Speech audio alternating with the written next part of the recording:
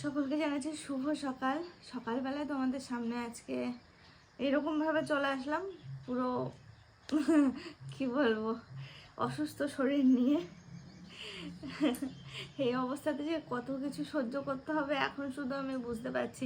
যত দিন যাচ্ছে তত বুঝতে পারছি। এতদিন তো মানে এতটুকু কোনো সমস্যা ছিল না, ব্যাস ঠিক আছে। কিন্তু কালকে দুপুর থেকে আমার যে কী সাংঘাতিক হারে প্রবলেম হচ্ছে, আমি সেটা কি করে মানে বোঝাবো। আমার এত পরিমাণে লোয়ার ব্যাক পেন হচ্ছিল কালকে, দুপুরের পর থেকে বলতে পারো সবসময়ের জন্য মানে ওই কষ্টটা ভোগ করেছি। মাঝে একটু অল্পন্ত জোর করে করে ঘুম পাড়ালো, মানে ঘুমালাম এই 1-1.5 ঘন্টা মতো, সেই টাইমটা একটু ঠিক ছিল।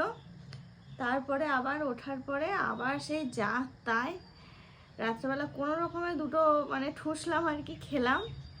খাওয়া দাওয়া করার পরে আবারও আর অর্পণ অলরেডি মানে আমাকে মালিশ করে দিয়েছিল দুপুরবেলা একবার, রাত্রেবেলা একবার।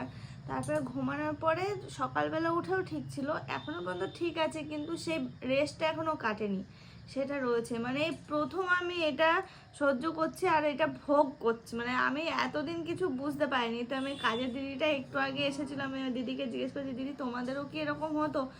বলছে হ্যাঁ, কত রকম সমস্যা দেখা দেবে তোমরা দেখো। আর শাশুড়ি মাকে বলাতে শাশুড়ি মা একটু ভয়ই পেয়ে গেল যে কি হলো না হলো, আবার ডক্টর দেখাতে হবে। কিন্তু আমি নানান রকমভাবে ভিডিও টিডিও দেখছি, তো দেখলাম যে না, এখন মনে হয় 99% মহিলাদেরই এই প্রবলেমটা হয়। কালকে সকালবেলায় আমি ওই দিদিকে বলছিলাম নিচে যে দিদি তোমরা এই যে ভুঁড়ি নিয়ে কি করে চলো? এতদিন তো মানে এমনি নর্মাল ভুঁড়ি নিয়ে। বলছে বাবা, এর থেকে যাদের বেশি বেশি তাহলে। আমি বলছি যে এখন আমার যা পরিস্থিতি, আমার হাঁটতে গেলে মনে হচ্ছে আমার কোমর এরকম বেঁকে যাচ্ছে, এরকম অবস্থা। সকালবেলাতে আমার ওরকম মনে হচ্ছিল যেন কোমর এরকম পুরো বেঁকে আছে, সামনে একটা এরকম সামনের দিকে এগিয়ে যাচ্ছে আর এটা এরকম স্টেট কিছুতেই থাকতে পারছি না, এরকম আর কি। তারপরে দুপুরবেলা দেখছি ওর প্রবলেম।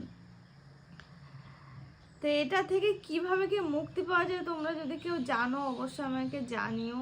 এক্সারসাইজ করতে হবে কি, ডক্টর চেক আপে যাবো ভাবছি, মানে এর মধ্যে যাব না, একবারে যবে ডেট আছে সেদিনই যাব।